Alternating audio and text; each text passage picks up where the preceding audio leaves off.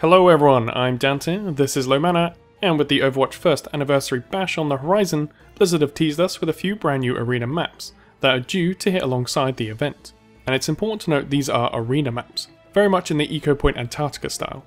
There are a few hints hanging around that these may be used for more than just your everyday 1v1 or 3v3 however, and we'll cover those at the end. The first of the three new arena maps appears to be in Mexico, and more than likely another part of Dorado, featuring a new town square with a very different portrayal of what appears to be Gulmero Portero. Rather than being in a seated, more presidential posture and attire as we've grown accustomed to in Dorado, we instead see him standing strong, with a gun belt strung across his chest. It seems a safe bet that this harks back to the legacy as a war hero of the Omnic Crisis, potentially from the early days of his presidency of the country, long before his time in Lumerico. It's important to note that this is also daytime in Dorado, very much in keeping with the alternate lighting we've already seen in place on the CTF modes of Lijiang and Ilios. The next area of this arena, and it's a safe bet that this is on the same map, takes us to Sombra's lair, which we've actually seen before in her origin story. If you're a long-time follower of ours, you'll definitely have seen it, and it's a clip we use a lot. This one room to me seems to have the most recognisable lore out of all three maps on show. The key feature lore-wise is her now infamous web at the far left of the picture, with the Overwatch logo prominent. Due to the relative lack of info on this web, we can draw one of two conclusions. Either the map is set in the past to some extent, or Sombra has long since abandoned this room, and this represents a snapshot into her past. Given the fact everything seems to be in pretty solid working order, the past theory makes the most sense to us, but that would be the first set in the past map, not counting Uprising's King's Row. Wait and see, I guess. Sitting in the centre of her room is the infamous computer used for gathering intelligence, perhaps even used during the start of the ARG that led us through the map of Dorado. If you set this screenshot next to the picture we have of her setup from the Origins vid, you can see they line up perfectly, from the screen layout through to the peripherals and even the desk. Hopefully there are some secrets hidden here that we can't yet see. Just a shame we won't be able to actually log into this machine in game. The poster to the right of the setup is merely one we've already seen in the Hanamura arcade. Nothing new here.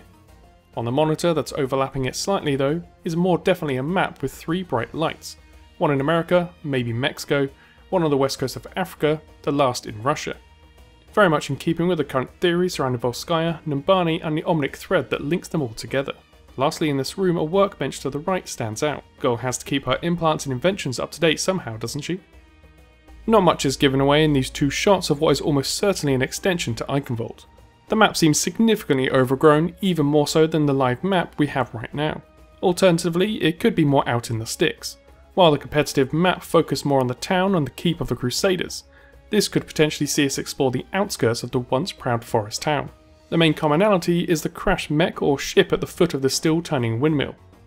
Could be a Titan perhaps, could be one of the Omnic dropships we saw in Bastion's flashback, could even be one of the large spider tanks. We'll need a closer look to be sure. While this one at first glance seems less exciting than what Dorado gave us, I wouldn't put it past Blizzard to hide some secrets here. What are you expecting or hoping to see? The final map seems to almost certainly be linked with the Temple of Anubis. The first shot taking us underground to what looks to be a temporary base camp setup. We can see benches around the edges which look like they have a familiar logo printed on the containers, Overwatch. Considering the tileset, this is almost certainly linked to Anubis, likely before Helix Security took over, which dates this back to a time when Overwatch was still very much at its peak. Alternatively, this could be where Anna was hiding out during her time as a ghost or Shrike, monitoring Talon and Hakim, and eventually saving Soldier 76 in his scuffle with Reaper during the Old Soldiers comic. Both seem plausible given Anna's continued use of Overwatch tech in the modern day, but the possibility of more map sets in the past is tantalising. The final shot takes us outside, and while Dorado has seemingly gone from night to day, Anubis has gone the opposite. The locale could potentially be directly above the first, but that's unclear. The statue looks like it could be of Thoth, rather than the numerous Anubis figures we see on the map we're all used to, perhaps hinting at another temple and location in Egypt entirely. Wait and see, I guess.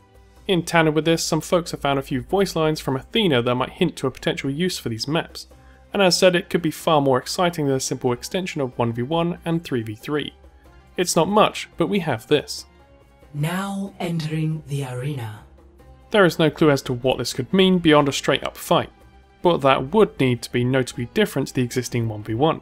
Enhancing this are the following two lines. Challenger, Gladiator.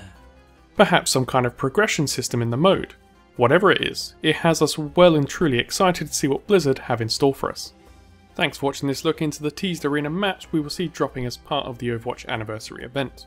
What do you think is the story behind the maps? What would you like to see from this so-called arena mode? Did we miss anything that you've noticed? Please hit that like button if you like this vid, subscribe for future content focused on the lore of Overwatch, and hit that little bell for notifications when new vids go live. Until next time, I've been Dante, thanks for watching.